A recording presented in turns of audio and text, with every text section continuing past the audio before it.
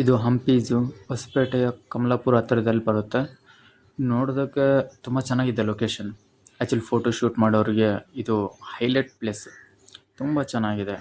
ಇಲ್ಲೆಲ್ಲ ನೇಚರ್ ಸಖತ್ತಾಗಿ ಮೇಂಟೈನ್ ಮಾಡಿದ್ದಾರೆ. ನಾವು 2 ಟೈಪ್ಸಲ್ಲಿ ಹೋಗ್ಬೋದು. ಕಾಲ್ನಡಿಗೆಯಿಂದಾದರೂ ಝೂ ನೋಡ್ಬೋದು, ಅಥವಾ ಈ ಥರ ಬಸ್ಗಳಿರ್ತದೆ, ಬಸ್ಗಳಲ್ಲಿ ಹತ್ತಿ ಕೂಡ ನಾವು ನೋಡ್ಬೋದು. ನಾವು ಕಾಲ್ನಡಿಗೆಯಲ್ಲೇ ಹೋಗ್ತಾ ಇದ್ವಿ. ಸ್ವಲ್ಪ ಟ್ರಾವೆಲ್ ಥರನೇ ಅನಿಸುತ್ತೆ. ಭಾಳ ದೂರ ನಡ್ಕೊಂಡು ಹೋಗ್ಬೇಕು, ನಿಯರ್ಲಿ 1 ಕಿಲೋಮೀಟ್ರ್.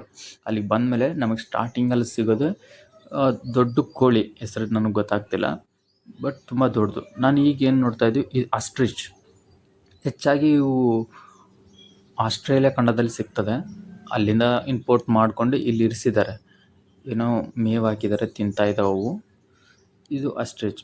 ಇದಾದಮೇಲೆ ನೆಕ್ಸ್ಟ್ ನಮ್ಗೆ ಬೇರೆ ಟೈಪ್ಸ್ ಬರ್ತಾವೆ. ಮುಂದೆ ಹೋಗಿ ನೋಡುತ್ತಾ ಹೋಗೋಣ. ಇದು ನೋಡ್ರಿ ಒಂದ್ಸತಿ. ಓಕೆ, ಇವು ಕೋತಿಗಳು, ಸಿಂಹಬಾಲದ ಕೋತಿ. ಇವುಗಳೇ ನೋಡ್ರಿ ಸಿಂಹಬಾಲದ ಕೋತಿಗಳು. ನೆಕ್ಸ್ಟ್ ಇಲ್ಲಿ ತೋಳಗಳಿದ್ದಾವೆ. ತೋಳ ಅಲ್ಲ, ಸಾರಿ, ನರಿ. ತೋಳ ಅಂದ್ಕೊಂಡೆ, ತೋಳ ಅಲ್ಲ, ನರಿ ಇದು. ಭಾಳಷ್ಟು ಪ್ರಾಣಿಗಳಿದ್ದಾವೆ, ಚೆನ್ನಾಗಿದ್ದಾವೆ. ತುಂಬಾ ನರಿಗಳಿದ್ದಾವೆ ಇಲ್ಲಿ. ತುಂಬ ಚೆನ್ನಾಗಿ ಕೂಡ ಕಾಣಿಸ್ತಾ ಇದೆ. ನೋಡ್ತಾ ಇದ್ರಿ ನೀವೆಲ್ಲ. ಈಗ ನಾವು ಕರಡಿಗಳನ್ನು ನೋಡ್ತಾ ಇದ್ವಿ. ಕಾಣಿಸ್ತಾ ಇದೆ ಕರಡಿಗಳು. ಹಾಂ, ಈಗ ಬಂತು ನೋಡ್ರಿ ನಮಗಿಷ್ಟ ಆಗೋ, ನಾವು ಝೂ ಅಲ್ಲಿ ಮೇಯ್ನಾಗಿ ನೋಡಲೇಬೇಕಾದಂಥ ಅಗ್ರೆಷನ್ ಪ್ರಾಣಿಗಳು, ಚಿರತೆ. ತುಂಬ ಹತ್ತಿರದಿಂದ ನೋಡೋಕೆ ಸಿಗ್ತಾ ಇದೆ ನಮಗೆ.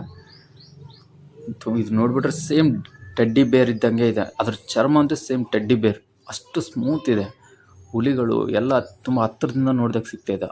ವಾವ್, ಇಷ್ಟು ಅಗ್ರೆಸಿವ್ ಪ್ರಾಣಿಗಳ ಚರ್ಮ, ಮೇಲ್ಗಡೆ ಕೂದಲು ಒಂಥರ ಟೆಡ್ಡಿ ಬೇರ್ ಯಾವ ಥರ ಮುಟ್ಟಿದ್ರೆ ಫೀಲ್ ಬರುತ್ತೆ ಆ ಥರ ಬರ್ಬೋದು. ನೋಡ್ತಿದ್ರೆ ಆ ಥರ ಅನಿಸುತ್ತೆ. ಮತ್ತು ನೋಡಿಲ್ಲ ನಾನು, ಆ ಥರ ಅನಿಸುತ್ತೆ. ಆ ಥರ ಸ್ಮೂತ್ನೆಸ್ ಕಾಣಿಸ್ತಾ ಇದೆ ನೋಡೋದಕ್ಕೆ. ಇದು ಹೆಣ್ಣು ಹುಲಿ, ಅಲ್ಲಿ ಮೇಲ್ಗಡೆ ಇರೋದು ಗಂಡು ಹುಲಿ. ಗಂಡು ಹುಲಿಗಳೇ ನೋಡೋದಕ್ಕೆ ತುಂಬ ಸುಂದರವಾಗಿ ಕಾಣಿಸ್ತಾ ಹೋಗ್ತವೆ ನಮಗೆ. ಹೆಣ್ಣು ಹುಲಿಗಳು ಈ ಥರ ಕಾಣಿಸ್ತಾವೆ, ನಾರ್ಮಲಾಗಿರ್ತವೆ. ಒಂದು ಸತಿ ಆಹಾರ ತಿಂದರೆ 60 kg ತಿಂತವಂತೆ. 60 kg ಅಂದರೆ ಒಬ್ಬ ಮನುಷ್ಯನ ಮಾಂಸ ಪೂರ್ತಿ ಎಲುಬು ಸಮೇತ ಬೀಳಾರ್ದೆ ತಿಂದ್ಬಿಡ್ತಾವೆ. ಅಷ್ಟು ಊಟ ಮಾಡ್ತಾವೆ ಇವು. ನಮಗಿಲ್ಲಿ ಕಪ್ಪು ಬಾತುಕೋಳಿ ನೋಡೋದಕ್ಕೆ ಸಿಗ್ತಾವೆ. ಕಪ್ಪು ಬಾತುಕೋಳಿ, ಹಂಸ, ಕನ್ನಡದಲ್ಲಿ ಹಂಸ ಅಂತ ಕರಿತೀವಲ್ಲ ಅವು.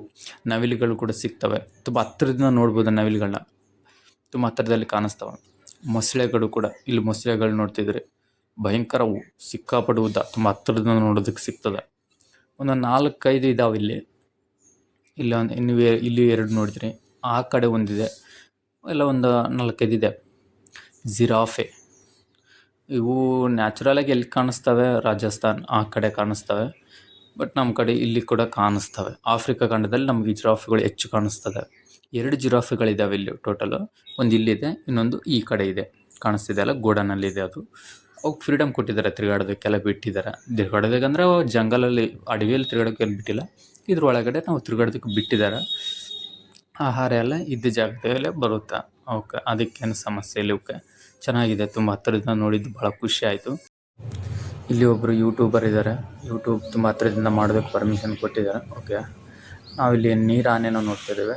ಇವು ನೀರು ಆನೆಗಳು ತುಂಬ ಹತ್ತಿರದಿಂದ ನೋಡೋಕ್ಕೆ ಚೆನ್ನಾಗಿ ಕಾಣಿಸುತ್ತೆ. ಚೆನ್ನಾಗಿದೆ ಲೊಕೇಶನ್ ಎಲ್ಲ. ಈ ಕಡೆ ಯಾರಾದರೂ ಬಂದರೆ ಇದಕ್ಕೂ ವಿಸಿಟ್ ಮಾಡಿ. ತುಂಬ ಸುಂದರವಾಗಿರೋ ಲೊಕೇಶನ್ನು, ಫೋಟೋಶೂಟ್ಗೂ ಸಖತ್ತಾಗಿದೆ. ಈ ಥರ ನೇಚರ್ಗೆ ಸಂಬಂಧಪಟ್ಟ ತುಂಬ ವೀಡಿಯೋಸ್ನ ನಿಮ್ಗೆ ಕಳಿಸ್ಕೊಡ್ತೀನಿ, ಸಪೋರ್ಟ್ ಮಾಡಿ.